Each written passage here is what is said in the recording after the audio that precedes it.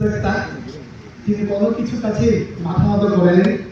তিনি প্রত্যেকটি মুহূর্তকে চ্যালেঞ্জ হিসেবে নিয়ে আজম ভাই যেটা বললেন ৪৫ লক্ষ লোককে একটি গন্তব্যে পৌঁছানোর জন্য যিনি গত ১২টি বছর তিনি কারাবরণ করেছেন, আজকে উনি আমাদের মাঝে এসেছেন। আমরা গত ১২টি বছরের রমজান মাস আর এই বছরের রমজান মাস, ১২টি বছরের ঈদ আর আজকের ঈদ একটি ব্যতিক্রম। আমি স্যারকে সশ্রদ্ধ সালাম। এবং যারা এখানে বসে আছেন, এটি একটি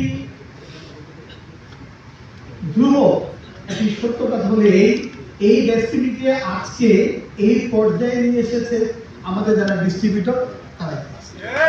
এটা কোনো সন্দেহ নাই।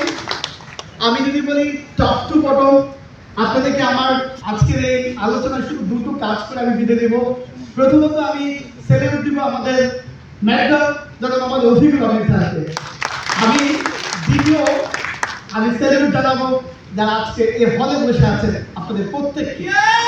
আমি মনে করি আজকের এই আয়োজনে আমি একটি প্রস্তাব রেখে আমি বিদায় নেব, সেটি হচ্ছে এই ডেস্টিনির আগামী অগ্রযাত্রা এই লোকগুলোকে যাতে স্মরণীয় করে রাখা হয় এমন একটি প্রস্তাব আমি স্যারের কাছে আজকে দিব, যাতে সারা জীবন মনে রাখে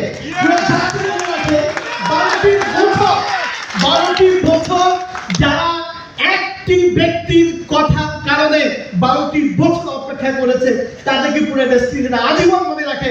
একটু আমি আশ্বাস রেখে আমি বেরিয়ে যাচ্ছি। ভালো থাকবেন, স্যারের কথা শুনবো এবং সর্বশেষ বলবো স্যার যেইভাবে করে বলে আমরা ঠিক ওইভাবে করে কাজ করবো। কোনো দাড়ি কমা পুলিশ স্টপ দেয়, স্যার যা বলবেন তাই।